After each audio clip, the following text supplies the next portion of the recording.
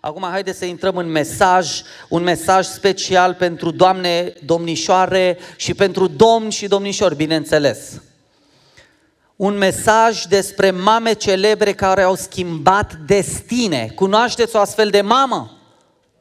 Cine cunoaște o astfel de mamă? Dar mamele voastre cum sunt? Mamele voastre au schimbat vreun destin, da sau nu? Da? Destinul meu este modelat de mama mea. Da? A avut asupra voastră mămica vreo influență, da sau nu? Da. Glorie lui Iisus Hristos. Mamele au ceva special, mamele au ceva ce nu pare omenesc, ci supraomenesc. Mamele sunt dotate de Dumnezeu, cum spunem noi, de la mama natură. Dar mama natură știm cine este. Da? Femeile sunt dotate cu ceva supraomenesc. A fost un nepoțel de curând la scumpa mea soție la stomatolog și i-a descoperit niște carii incipiente pe dinții deja formați și a comunicat mămicii, da, vezi că copilașul are niște carii incipiente pe dinții deja, dinții de adult, da? Al doilea rând de dinți, știți, primul rând ți-l dă Dumnezeu gratis, al doilea rând ți-l dă Dumnezeu gratis, al treilea rând ți-l pui singur. Și mama asta a căzut așa într-o tristețe. Vai, cum se poate, copilul meu are carii, nu se... Dacă îmi spuneai mie, așa, și? Care e problema, ce? Muncește și își pune dinții. E o diferență foarte mare între cum reacționează o femeie la durerea copilului, la necazul copilului, la problema copilului și cum reacționează un bărbat. Are febră. Aoleu, nu mai e bună femeia de nimic dacă copilul are febră. Noi? Pe ce canal e meciul? Joacă azi? Bă, trezește-te, uite cum frige. Ce frig eu? Bine, Dumnezeu ne-a creat așa, știi că bărbatul normal trebuie să-și vadă de protecția familiei, de munca la câmp, de toate celelalte. Și dacă ne-ar fi creat Dumnezeu pe amândoi, și bărbat și femeie, în aceeași manieră, era o nebunie în casă, știi? Așa bărbatul trebuie să stea concentrat pe trebușoarele lui, femeia este creată de Dumnezeu să se concentreze pe protecția, îngrijirea copiilor, bineînțeles. Au ceva special mamele și sunt cazuri nenumărate dacă scrii pe internet și cauți despre femei eroine, despre acte de eroism făcute de femei. Vei rămâne înmărmurit să realizezi de ce sunt femeile capabile. De exemplu, a fost un caz în care o femeie a ars împreună cu cei 5 copilași. Caz real, bineînțeles.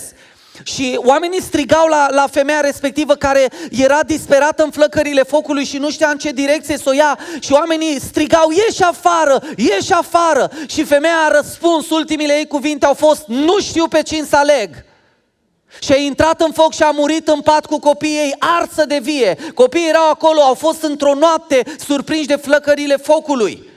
Copiii erau deja asfixiați de fumul pe care îl trăseseră, erau inconștienți. Însă mama a ars ca o vrabie din aceea care moare pe cuibul ei. Poate să zboare, dar nu zboară ca să nu-și abandoneze puii.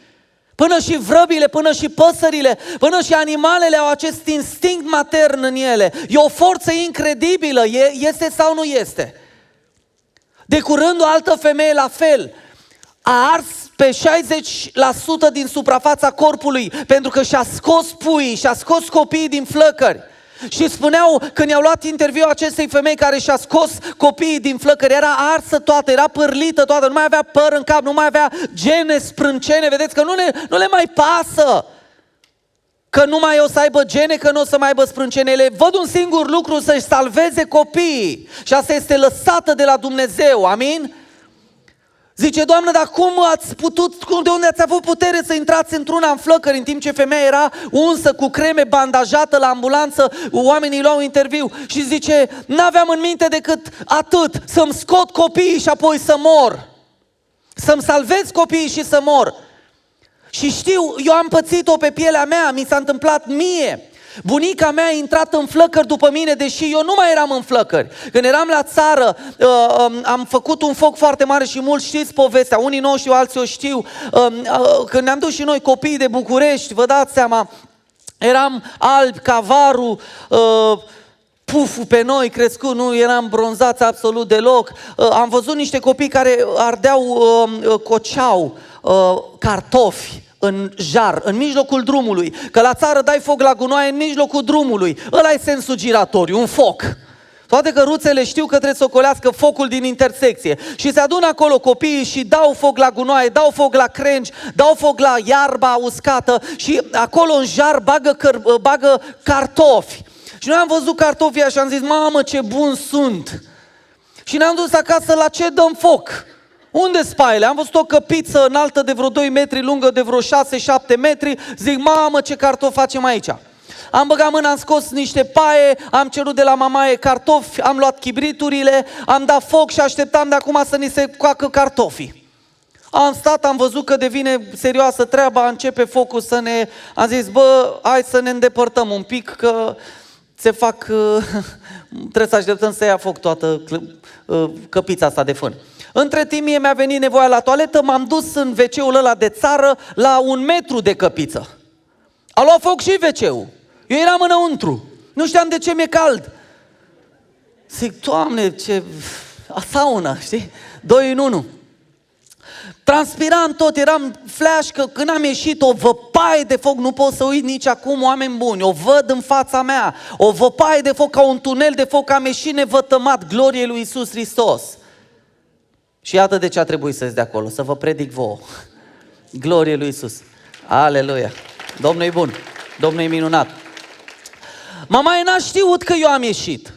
Mamaia a crezut că fratele meu ăsta mare a spus Adrian, că așa mai mă cheamă. Adrian, dar să nu spuneți așa, vă rog, mulțumesc. Adrian este în WC, du-te după el. Și mamaia a lăsat tot, nu i-a păsat de nimic, a intrat prin flăcările alea incredibil de puternice până la WC-ul respectiv. A deschis ușa aia în flăcări, nu eram acolo. A ieșit din flăcări și mi-aduc aminte scena următoare, o am înaintea ochilor mei.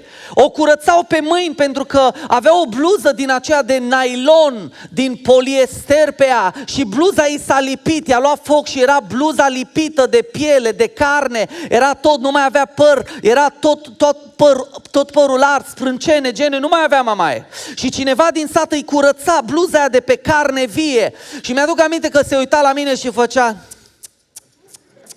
Era să mor, mă, băiete, mă. Ce-i ziceam eu lui maică-ta, mă? Ce-i ziceam eu, mă, lui măta? Și cum dacă luai foc, te omoram.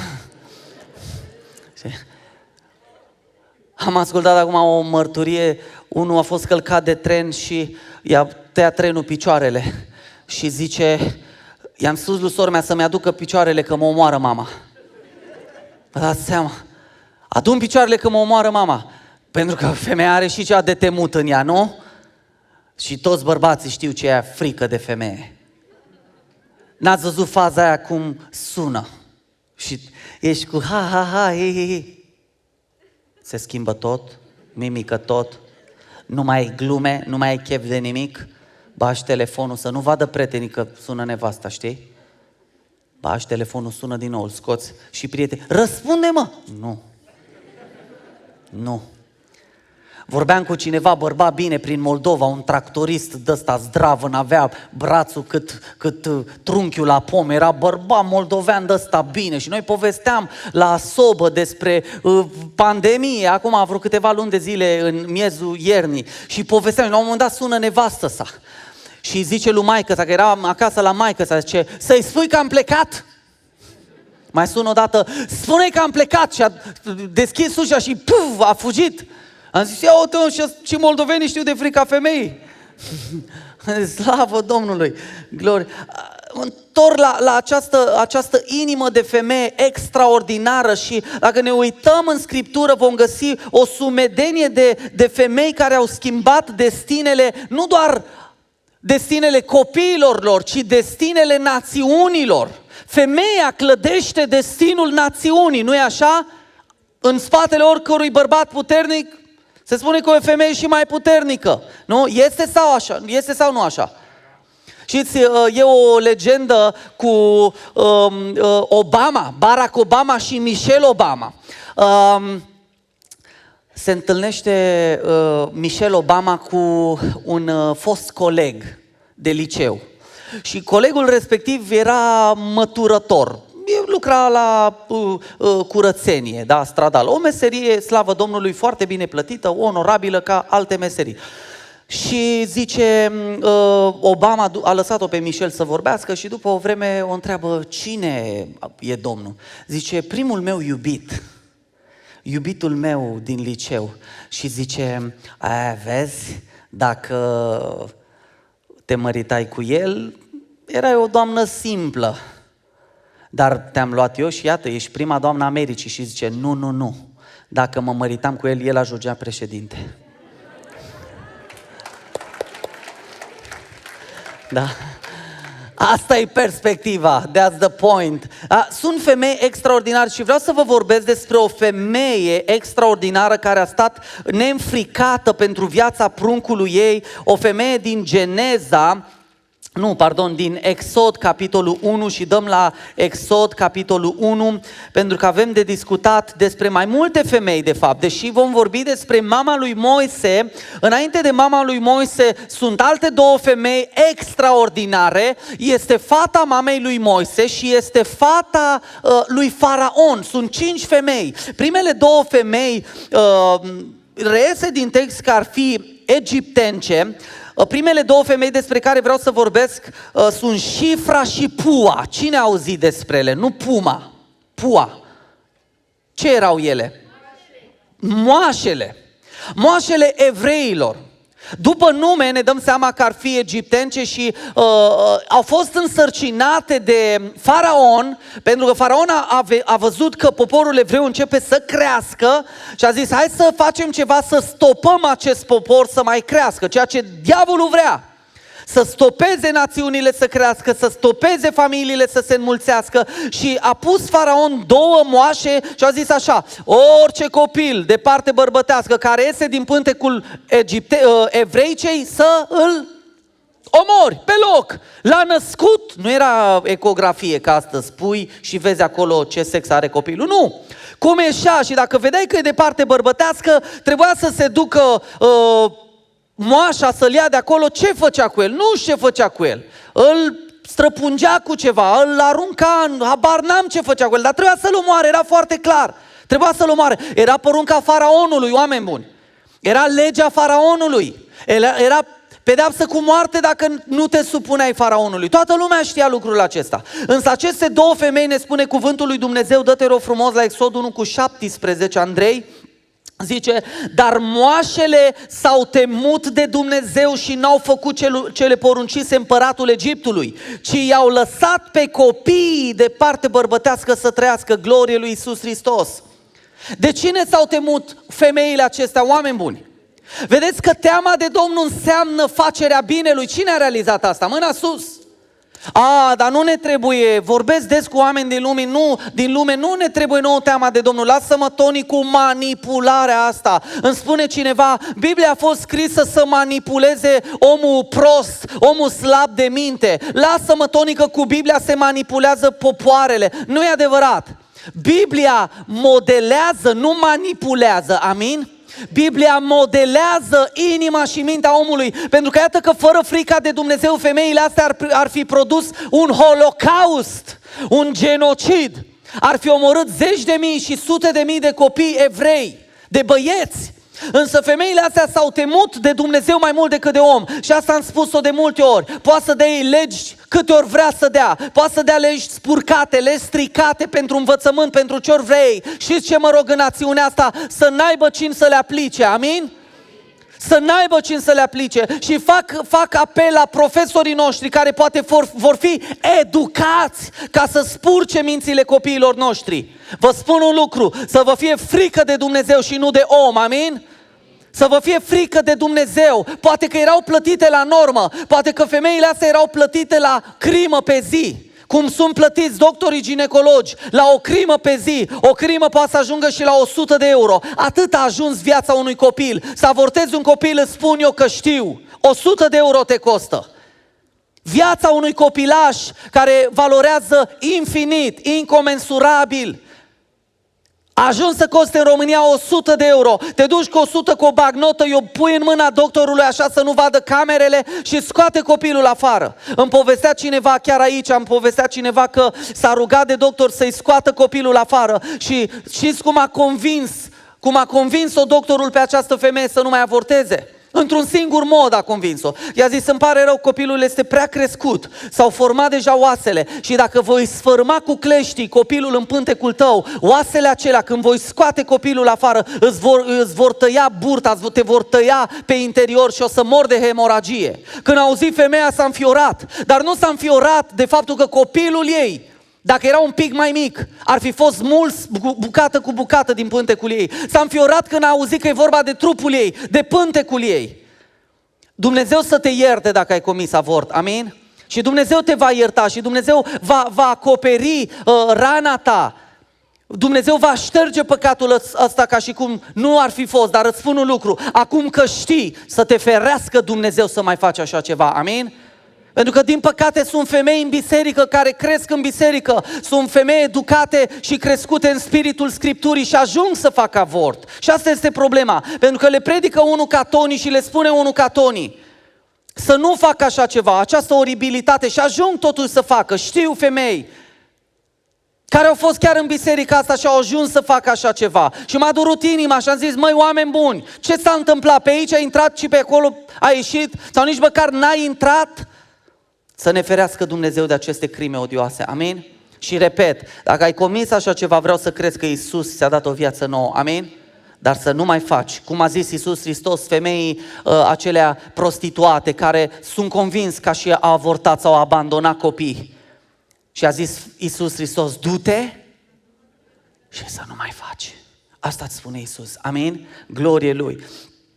Iată că Dumnezeu răsplătește, pentru că îi spun și soției mele, Gabriela, pentru orice bine făcut în lumea asta, Dumnezeu are și o răsplată. Are sau nu are?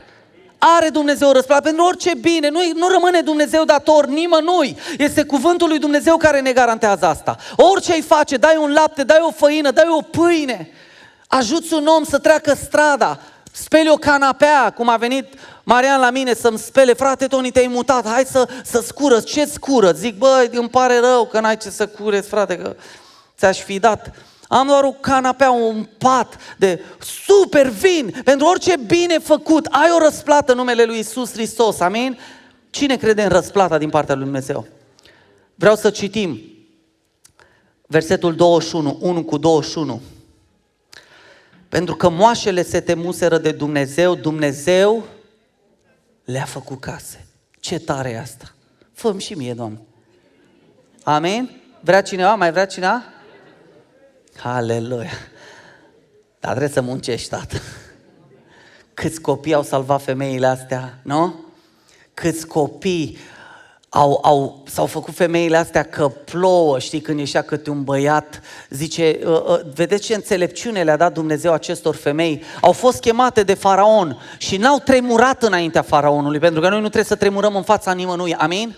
Dumnezeu când te pune să stai în fața omului îți dă demnitate, îți dă putere, îți dă înțelepciune, îi desfințezi, amin? Și a spus Iustin Martirul înaintea celor care l-au crucificat, l-au omorât. Nu mai știu exact cum a murit Iustin Martirul. A fost martirizat, asta se știe. Un fost filozof, un om de un rang înalt în lumea aceasta a ales să calce pe urmele lui Pavel și pe urmele lui Iisus Hristos. Iustin Martirul a fost comparat deseori cu apostolul Pavel. Pavel era un evreu născut în Tars, teritoriu păgân, grec, iar Iustin, filozoful, cum se numea înainte, era un neevreu născut pe teritoriul în Sihar, teritoriul evresc. Era așa o similitudine între cei doi. Și Iustin Martirul a fost pasionat de scrierile apostolului Pavel. A fost ars sau martirizat, cum v-am spus, cel mai probabil ars pe rug. Și știți ce a spus înaintea călăilor? Și fiți atenți, mi-a intrat aici vorba aceasta. Zice, ne puteți ucide, dar nu ne puteți face niciun rău. Cât de profund e asta? Ne puteți ucide, dar nu ne puteți face niciun rău. Pentru că răul care se poate face împotriva ta este să-ți pierzi sufletul. că ți se distruge trupul ăsta, că ești băgat la pușcărie, că ești ars pe rugă, ăsta nu e rău. Ăsta nu e rău. Răul care ți se poate face este să-ți ajungă sufletul în focul ghenei, unde Iisus Hristos ne spune de 3 ori. De 3 ori ne spune, într-un pasaj bine cunoscut din Scriptură în care vorbește despre păcat, zice: smulgeți păcatul, decât să te facă mâna ta dreaptă să cazi în păcat. Mai bine tai-o, asta înseamnă depărtarea cu totul de păcat. Și de 3 ori în pasajul acela Iisus Hristos zice: decât să ajungi întreg în locul unde focul nu se stinge și viermele nu doarme. De 3 ori o zice. Știți de ce o zice Iisus de 3 ori? Ca să o pricepi. Amin? Glorie lui Iisus Hristos. Trecem de la cele 2 femei, Șifra și Pua, care au spus lui Faraon: păi evreicele nu sunt ca egipteni cele noastre. Astea sunt femei de-alea de ridică casa în 5 zile. Rusoaice de-alea de cară bușteanu. Românce de-alea de 2 găleți și 2 copii la subțioară. Ați văzut femeia care trăgea 2 după și împingea un căruț, știi? Și că concediu prenatal, știi? Avea 2 rățuște după și una o împingea în față pe nămeți, pe un vânt de la așa. Femeile, slăvit să fie Domnul, amin? Zice: evreicele nasc repede, tată. Păi până ajungem noi la ele s-a născut copilul, nu-i copilul. A dispărut copilul, nici nu-l vedem. Până ajungem noi la ele. E în picioare, joacă fotbal. A ieșit din burtă și cere mingea. Da? Așa-s evrei, așa-s copiii Domnului, amin? Glorie lui Iisus Hristos. Dar trec la mama lui Moise. Ea e. Un om din casa lui Levi o luase de nevastă pe o fată a lui Levi. Femeia aceasta a rămas însărcinată și a născut un fiu. A văzut că este frumos și l-a ascuns 3 luni. Neputând să-l ascundă, a luat un sicriaș de papură pe care l-a uns cu lut și cu smoală, a pus copilul în el și l-a așezat între trestii pe malul râului. Minunată este această femeie. La ce stres a supus această femeie? Dați seama, 3 luni de zile să stai cu stres când îți plânge copilul, să stai cu stres. Ce har minunat avem noi de a ne crește copiii. Avem sau nu avem? Vedeți, trăim într-o societate atât de stricată, avem toată libertatea să ne creștem. Auzeam 2 tineri din biserica noastră care ziceau: domnule, primești de la primărie 2000 de lei sau de la stat, nu știu, de la primărie sau de la stat. De unde primești, Andrei, banii aia 2000 de lei? De la primărie. Primești 2000 de lei de la primărie, zice Andrei: bă, sunt banii de Pampers pe un an. Primești bani, primești indemnizații dacă ai lucrat și ai avut carte, primești și dacă n-ai avut acolo 200-300 de lei cât mai este indemnizația. Slăvit să fie Dumnezeu, avem libertate, nu ne urmărește nimeni copilul să ni-l omoare și cu toate astea românii și omoară de bunăvoie 400 de copii pe zi. Femeia asta cu 3 luni de suspans, de groază, când plângea copilul, nu știa ce pernă să mai pună deasupra, nu pe gură, dar așa cât să, cine știe ce improvizase în casa ei să nu se mai audă scânce de copil. Cred că stătea numai cu el în brațe, cum plângea să-l potolească, să legene, toată lumea era concentrată pe copilul ăla, să nu plângă, să nu se audă, pentru că intrau soldații și îl aruncau în Nil, îl aruncau la crocodil dacă îl prindeau. 3 luni de zile femeia asta a stat într-un stres colosal. Când n-a mai putut să-l țină pentru că copilul deja devenise vioi, începea să plângă mai tare, să atragă atenția asupra lui, zice că a făcut un sicrioaș, a făcut un cufăr, l-a uns cu smoală. Tot ce putem să facem noi este să îl aducem înaintea lui Dumnezeu, amin? Și să-l lăsăm în grija lui. E tot ce putem face noi cu copiii noștri. Povesteam cu scumpa mea soție zilele trecute despre copiii noștri care trăiesc într-o lume destrăbălată. Și povesteam cu soția și ziceam cum să-i ferim de pornografie, cum să-i ferim de imaginile spurcate ale lumii acestea, cum să-i ferim. Avem 2 băieți, trebuie să-i creștem în puritate, trebuie să-i învățăm că virginitatea e virginitate, amin? Și să-i căsătorim virgini. Și vorbeam cu ei, cum facem, Gabriela? Pentru că îți deschizi telefonul și îți apar. Nu putem să îi închidem așa. Și vedeți, mama lui Moise l-a ținut 3 luni în balonaj, după care l-a încredințat în mâna Domnului, amin? Tot ce putem să facem e să ne punem pe genunchi și să zicem: Doamne, păzește-ne copiii, amin? Are Dumnezeu grijă de copiii noștri, da sau nu? are glorie numelui Său. L-a pus femeia aceasta pe râu și a pus copilul pe râu, l-a încredințat în brațele Domnului și noi facem la fel. Trăim într-o lume spurcată, pe unde curge un nil al păcatului, un nil periculos unde sunt crocodili care îți pot înghiți copilul în fiecare zi, ți-l pot înghiți prin droguri, prin pornografie, însă vreau să vă spun un lucru, unde e copil de Dumnezeu, nu se prinde crocodilul, amin? Nu se prinde nimic din nilul lumii acestea, pentru că Dumnezeu are o scăpare pentru copilul nostru, amin? Dumnezeu are o destinație pentru copilul nostru și destinația nu este un palat omenesc, ci este palatul ceresc. Cum Moise a ajuns pe Nil, în palat omenesc, copiii noștri vor ajunge pe Nilul lumii acestea, fără să atingă apa murdară a acestei lumi, vor ajunge în împărăția lui Dumnezeu, glorie Lui, amin? Nu e minunat? Cine vrea asta pentru copiii lui? Eu vreau asta. Eu vreau ca acest sânge al lui Iisus Hristos să-mi protejeze copilul, amin? Glorie numelui Său. Îl pune femeia asta pe copil și aici intervine miracolul. Ajunge copilul în trestii, vedeți, îngerul lui Dumnezeu care călăuzește așa bărcuța, nu cred că a fost nevoie să o atingă, îi face un pic de vânt așa. Cine parcă vede îngerul Domnului călăuzind bărcuța, hai, gata, aici te oprești că aici e palatul. Se oprește în dreptul palatului fiicei lui Faraon și îl vede, fiica lui Faraon, și zice: ce copil frumos! Ce copil frumos! Nu știu cât de frumos e, dar l-a văzut frumos. Și când Dumnezeu te face să vezi lucrurile frumoase, ăsta e miracol. Cum a văzut nevastă mea pe noi, e frumos. Ăsta e miracol, e minune.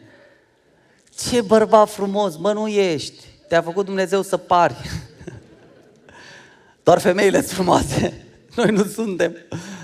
Da? Ce copil frumos. L-a luat de acolo, l-a dus în palat și înainte să-l ducă de fapt în palat, Sefora, cred, nu? Cine îl păzea? Sora, nu. Maria, cred că chiar Maria, pardon, da. Sefora e soția lui Moise, pardon, mă scuzați, le-am încurcat.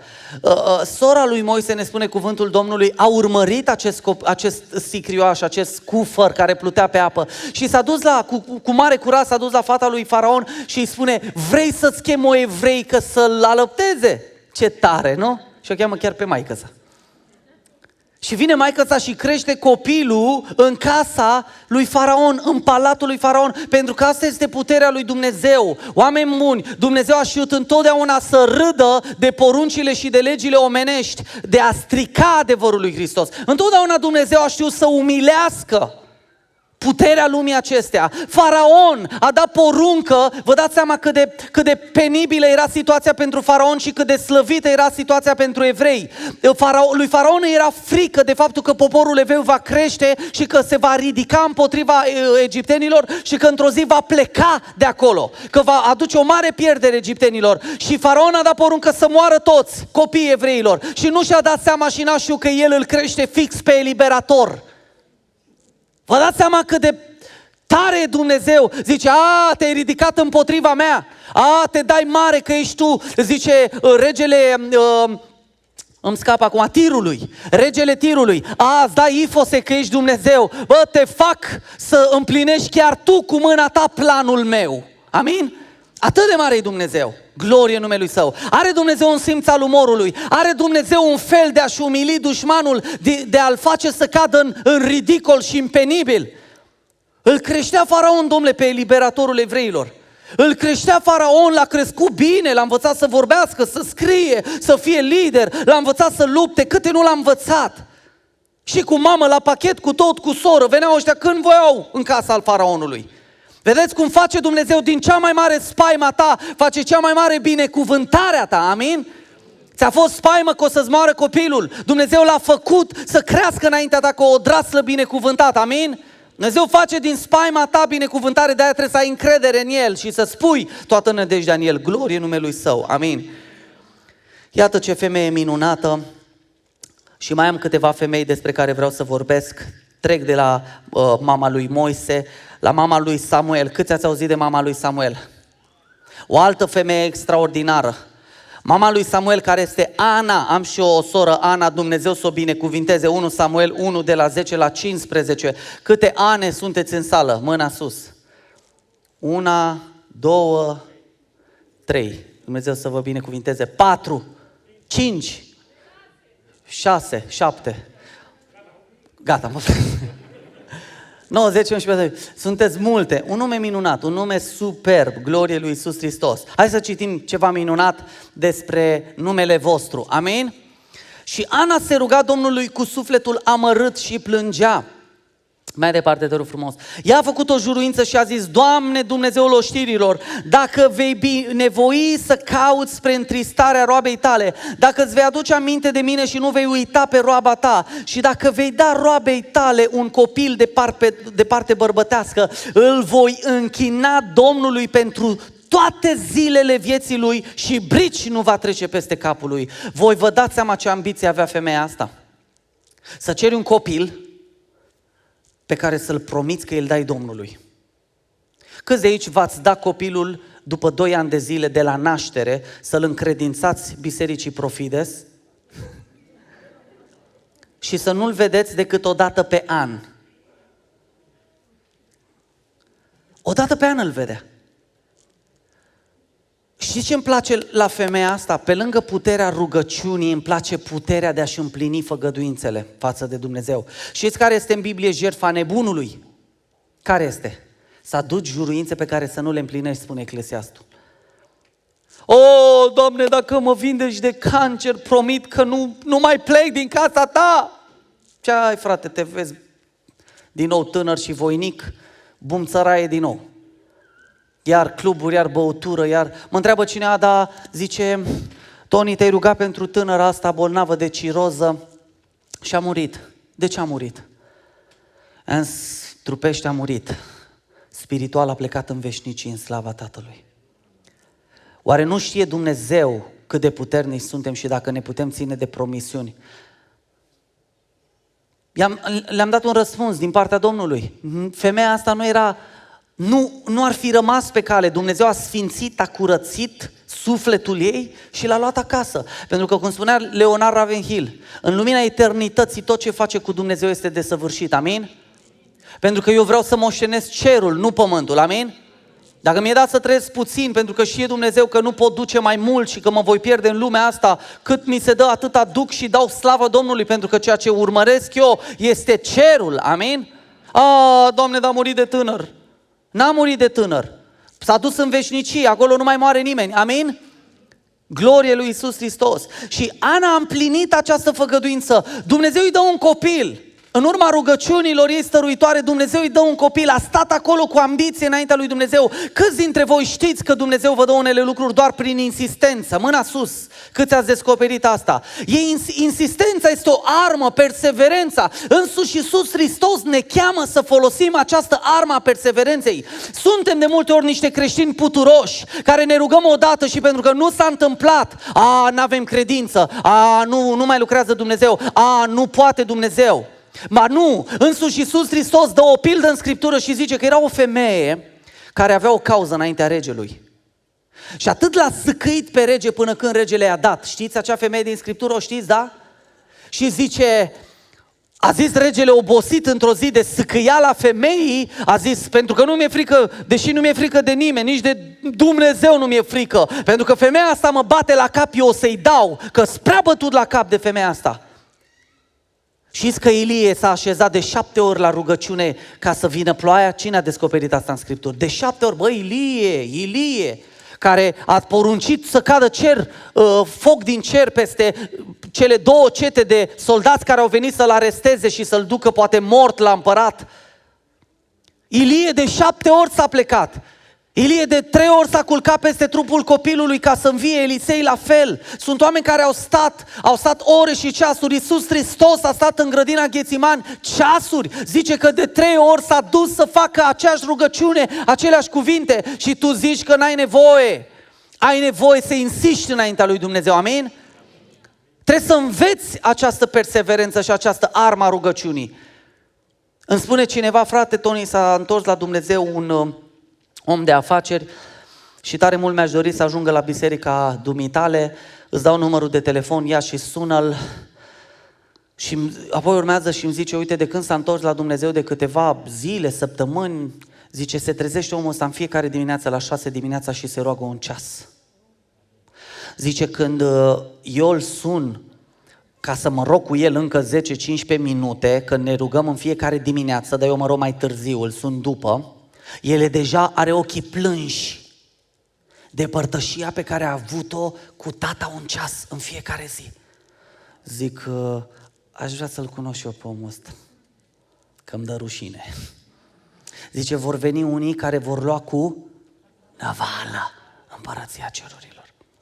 Aș vrea să-l cunosc și eu pe omul ăsta care a înțeles pocăința în maniera asta, care se trezește dimineața și stă un ceas în rugăciune cu tata și la ora 7 are ochii umezi de părtășia cu cerul, de prezența lui Dumnezeu în viața lui și după o oră, după un ceas de rugăciune mai are timp să se roage și cu tine 10-15 minute și să stați în rugăciune. Omul ăsta și începe ziua cu o oră și un sfert, o oră și 20 de minute de rugăciune. Și aș vrea să-l cunosc și aș vrea să-l am aici. Amin? Pentru că cu oameni din ăștia este clădită împărăția lui Dumnezeu aici pe pământ. Cu oamenii ăștia lucrează Dumnezeu. Amin? Care își fac timp, care caută. Cu Ana. Știți că Ana a deschis din nou cuvântul lui Dumnezeu să curgă peste poporul evreu? Știți asta? Zice în capitolul, și hai să dăm un pic în 1 Samuel, dau și eu să vedeți ce se întâmplă acolo. Nu datorită lui Samuel a venit această revărsare din nou a profeției peste poporul evreu. Zice, tânărul Samuel slujea Domnului înaintea lui Eli. Cuvântul Domnului era rar în vremea aceea și vedenile nu erau dese. Cuvântul Domnului era rar peste Israel. Știți de ce au devenit dese dintr-o dată? Pentru că exista acolo o femeie, Ana, care a descoperit puterea rugăciunii. Amin? Care a văzut că rugăciunea mișcă cerul chiar când pântecul este sterp, când o națiune este stearpă, când o biserică este stearpă, o femeie, un om, un bărbat, oricine, un copil poate să miște cerul. Amin? Și să dea la o parte stârpiciunea, să dea la o parte neproductivitatea și să aducă din nou cuvântul lui Dumnezeu. Era copil Samuel, oameni buni, când Dumnezeu a început să-i vorbească. Nu pentru Samuel a început Dumnezeu să vorbească, nu pentru rugăciunile lui Samuel a început să vorbească Dumnezeu din nou în Israel. Și știți pentru cine a început? Pentru Ana. Pentru Ana. Pentru că Ana era o femeie a rugăciunii și pentru că Ana l-a așezat pe acest copil în mâinile lui Dumnezeu. Pentru că atunci când Dumnezeu îi vorbește prima dată, știți ceva? Samuel nici nu știa cum vorbește Dumnezeu. Zice, se duce la Eli și zice, m-ai strigat? Nu, du-te și dormi. Vine din nou, m-ai strigat? Mă strigă o voce. Nu, du-te, culcă-te băiete, că cred că ești obosit. Vine a treia oară, m-ai strigat, părinte? Zice, nu. Dar îmi dau seama că e vocea Duhului Sfânt care te strigă. Du-te și când te va striga din nou să spui, vorbește, Doamne, că-și robul tău ascultă. Și de ce a ales Duhul Sfânt să-l strige pe copilul ăsta? Pentru că mama lui stătea în rugăciune. Ai înțeles cât de importantă e rugăciunea pentru copilul tău? Ai înțeles cât de importantă este rugăciunea? Duhul Sfânt îți va striga copilul. Îți va striga copilul la 7 ani, la 8 ani, la 9 ani, la 10 ani va veni în dreptul copilului tău și îl va striga, băiete, eu nu te las. Pentru că ai o mamă care urlă împotriva iadului. Ai o mamă care strigă înaintea cerului și care nu te lasă. Noi toți, cei 6 copii ai mamei, ai surorii noastre, Antonica, cum îi zic eu, sora Antonica, care e mama, a devenit soră. Am pastor, e soră, știi? Sora Antonica, 6 copii, toți suntem pe cale, slăvit să fie Dumnezeu. Pentru că au urlat împotriva iadului când iadul s-a apropiat de vreunul dintre noi. Dacă a pus Dumnezeu foame de scripturi în mine, dacă a pus Dumnezeu foame de predicare în mine, dacă a pus Dumnezeu ascultare în mine, este pentru că mama a strigat ca o Ana. Și asta atât de importantă e rugăciunea pentru copilul tău. Îți binecuvintezi copilul, familia și națiunea prin rugăciunea ta. Rugăciunea aceea a Anei a trezit națiunea, a trezit poporul evreu și cel mai mare judecător al lui Israel din toate timpurile și unul dintre cei mai mari profeți al lui Israel, profetul care a uns 2 regi, profetul care este numit în Biblie unul dintre cei mai mari mijlocitori. Când Dumnezeu îi vorbește lui Ezechiel, profetul lui Ezechiel zice, nici măcar dacă Moise și Samuel ar mijloci pentru poporul ăsta, nu-l voi ierta. Pentru că Samuel, datorită rugăciunilor Anei, a devenit unul dintre cei mai mari mijlocitori, pentru că rugăciunea se învață în familie, amin? Ce ne învățăm copiii? Doar filme, doar jocuri? Trebuie să-i punem pe genunchi, amin? Trebuie să le punem scripturile în mână? Trebuie să-i învățăm și să-i tragem în focul rugăciunii prin Duhul Sfânt, amin? Să te ajute Dumnezeu la lucrul acesta. Și închei cu ultima femeie. Mai aveam femei aici în predica mea. Una dintre femeile acestea cu ambiție spirituală extraordinară este mama fiilor lui Zebedei, mama celor doi frați, Iacov și Ioan. Femeia asta vine la Iisus Hristos și îmi place ambiția acestei femei. Femeia asta vine la Iisus Hristos și știți ce îi spune lui Iisus Hristos? Unul să stea la stânga și unul să stea la dreapta. Nu i-a păsat de ce zice lumea, nu i-a păsat de ce zic ucenicii, nu a durut-o nici în cot de ce au zis ucenicii. S-a dus la Iisus și a zis, eu îmi vreau copiii, unul la stânga și unul la dreapta, amin? Ambiția asta să o ai pentru copiii tăi, amin? Îmi place femeia asta și trec mai departe la mama lui Iisus Hristos, glorie numelui lui Iisus Hristos, amin? Știți cum am caracterizat femeia aceasta? O femeie împotriva căreia iadul n-a îndrăznit să îi spună vorbă. Pentru că ucenicii au fugit toți din grădina Ghețimani, zice Biblia că unul și-a lăsat și haina, a fugit gol. O femeie a rămas, era mama lui Iisus. O femeie a rămas împreună cu alte femei, dar una a rămas acolo să confrunte tot iadul. Iisus era pe cruce și era în chinuri în fața crucii. Când s-a născut Iisus Hristos, a venit un profet, Simeon, un profet bătrân care mai apoi a și murit. Un profet căruia Dumnezeu a promis că nu vei pleca de pe pământ până nu-L vei vedea pe Mesia. Și a așteptat toată viața să vină Mesia pentru că avea un mesaj pentru mama și pentru tatăl. Și fac o paranteză aici, voi știți că Iisus a fost orfan de tată? Voi știți că Maria a fost o văduvă? Și voi știți că atunci când faceți un bine unei văduve, când faceți un bine unui orfan, să vă gândiți întotdeauna că Iisus a fost orfan de tată. Maria a fost văduvă, i-a murit soțul destul de devreme, undeva după vârsta de 13 ani a lui Iisus Hristos, că atunci apare, da? Iosif, da. Imediat după, mulți scolastici spun că Iosif ar fi murit. Iisus știe ce înseamnă să-ți pierzi tatăl. Iisus știe ce înseamnă să pierzi un părinte, știe. Eu am 35 de ani, părinții amândoi îmi trăiesc, glorie Domnului, amin? Și aș vrea să nu plece niciunul, glorie Domnului. Aș vrea să ne răpească tata acasă, amin? Pe toți, glorie lui Iisus Hristos. Însă Iisus știe ce înseamnă să-ți pierzi un părinte. Închid această paranteză și vă spun despre mama lui Iisus Hristos. Când era acolo în templu cu Iisus, cu micuțul Iisus, iată ce îi spune Simeon, dă-te rog frumos la Luca 2, 34, 35 și să trăiești toată viața pregătindu-te pentru aceste cuvinte. Simeon i-a binecuvântat și a zis Mariei, mama lui, iată copilul acesta este rânduit spre prăbușirea și ridicarea multora în Israel și să fie un semn care va stârni împotrivire. Chiar sufletul tău va fi străpuns de o sabie ca să se descoperă gândurile multor inimi.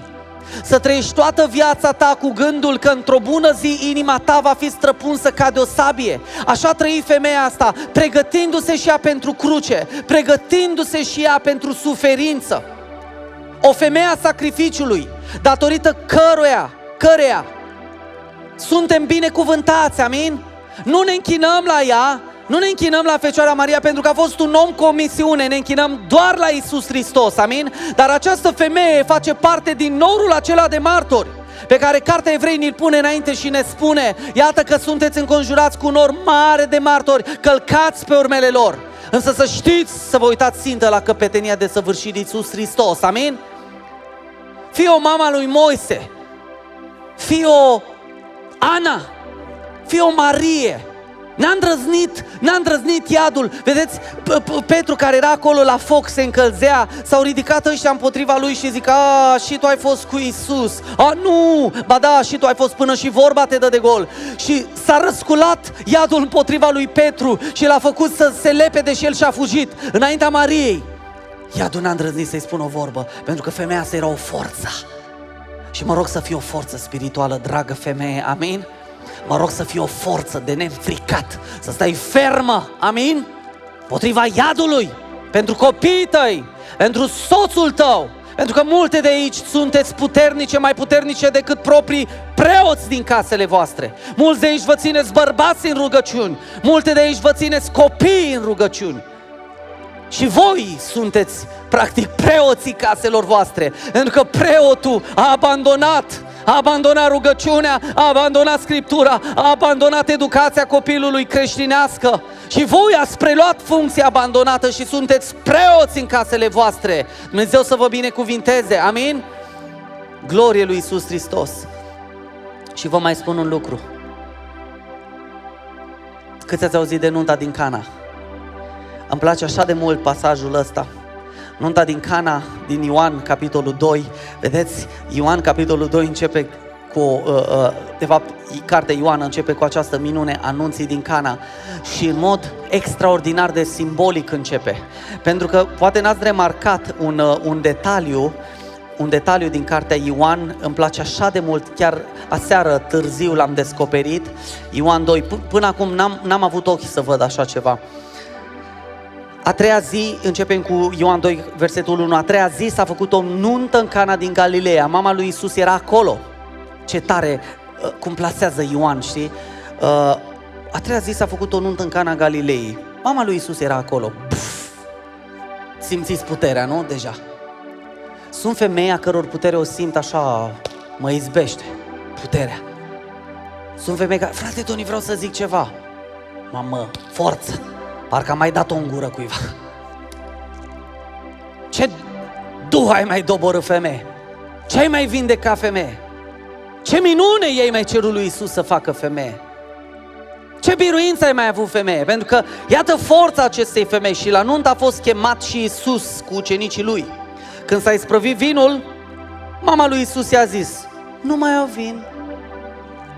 Ce aluzie! Iisus i-a răspuns: femeie, vedeți, nu i-a zis Iisuse, fă ceva, fă o minune. A zis: nu mai au vin, cu o eleganță extraordinară.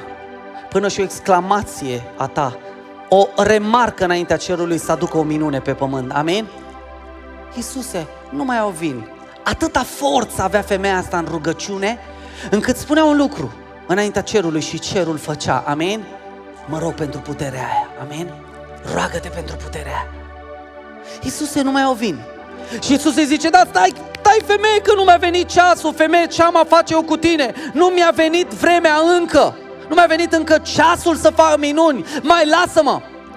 Însuși Iisus Hristos a fost dat peste cap cu timpul, cu timing-ul de cererea mamei lui. Încă nu sosise vremea să facă minuni, să facă minuni publice, să vadă oamenii că Iisus poate să facă așa ceva.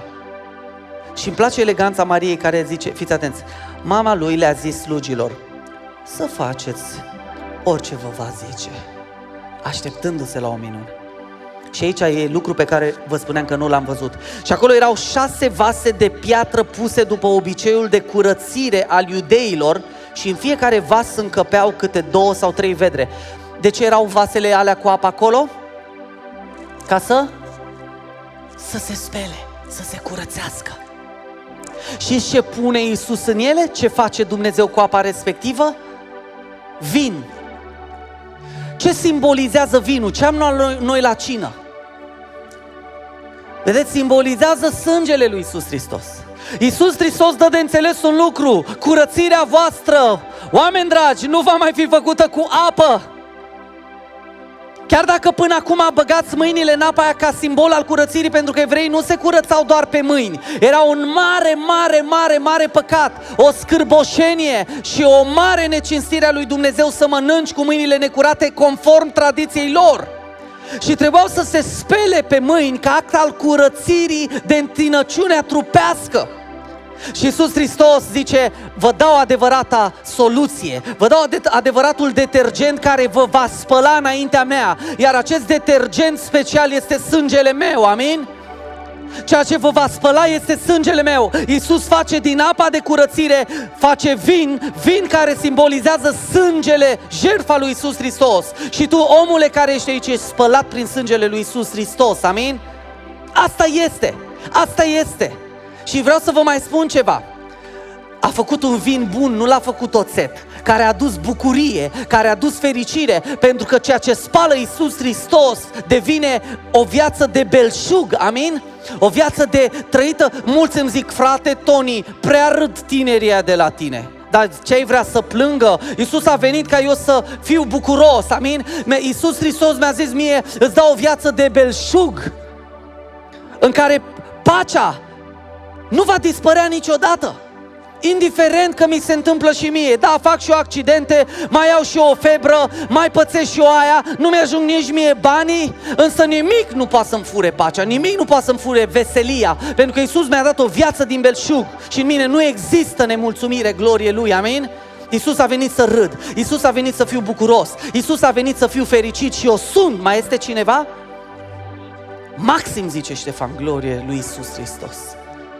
Nu mă interesează ce circumstanțe apar în viața mea, ce situații de plâns. Eu în situațiile respective îmi voi ține pacea pe care Iisus mi-a dat-o, îmi voi ține veselia pe care Iisus mi-a dat-o. Haideți să ne ridicăm în picioare și haideți să-i mulțumim lui Dumnezeu pentru acest sânge care ne ispășește. Și haideți să cerem, așa cum am auzit, câți de aici v-ați dori să fiți ca mama lui Moise? Mâna sus, indiferent bărbat sau femeie. Câți de aici v-ați dori să fiți ca Ana, un om al rugăciunii? Câți de aici v-ați dori să fiți ca mama lui Iisus Hristos, o femeie a puterii și a îndrăznelii? Glorie lui Iisus Hristos! Hai să ne rugăm să spunem, Doamne, Tu ne-ai lăsat aceste femei ca mărturie în Scriptură că se poate, că putem să modelăm destine, că putem să modelăm vieți, că putem să modelăm națiuni chiar. Iată o femeie, Ana, care naște un copil pe care îl aduce înaintea Domnului, copil care revigorează spiritual națiunea. O vedem pe mama lui Moise care naște un erou, pe care Dumnezeu l-a făcut, bineînțeles, un erou, salvatorul poporului evreu, prin Iisus Hristos, glorie numelui Său. De n-ar fi avut această femeie acest curaj debordant, de n-ar fi avut această femeie această îndrăzneală extraordinară, vă spun un lucru, evreii ar fi trebuit să mai aștepte mult și bine, însă inima și curajul unei femei au făcut din Moise cel scos de Dumnezeu ca să salveze poporul. Glorie lui Dumnezeu.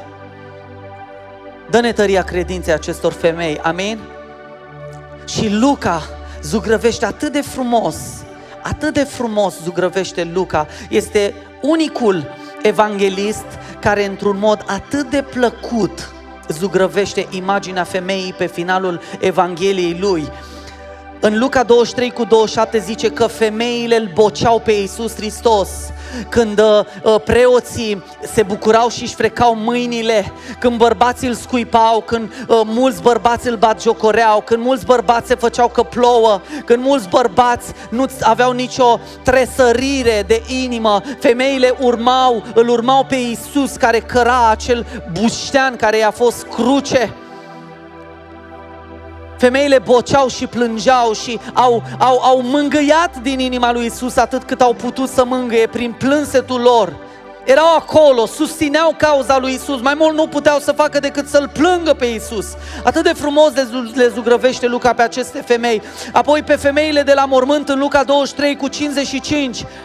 Când nimeni nu mai era interesat de Iisus, când ucenicii se duseseră și deja își luase gânduri pentru că, vedeți, femeile acestea se întorc mai apoi de la mormânt, unde au găsit mormântul gol, se întorc și cred că în Luca 24:9-11, vreau să dăm Andrei 24:9-11, să vedeți cum erau femeile și cum erau bărbații, diferența.